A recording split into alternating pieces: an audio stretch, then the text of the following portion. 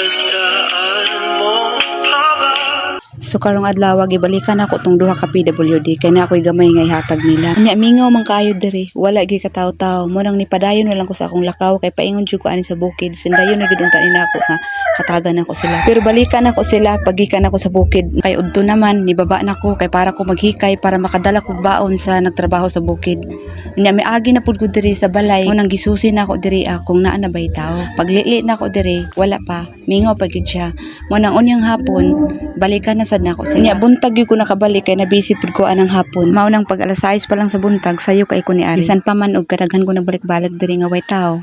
Balikan gyud gihapon ako sila. Wala gyud sad ko nakasabot nako ug nganong dali ko maluoy sa usa ka tawo. Sa una na ako gitabangan pero dili pa ko vlogger ato. Mayong buntag.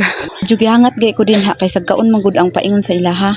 Gamay ra gud ni ako ihatag nila pero may na lang makatabang-tabang ko bisag ginagmay. Nako ihatag.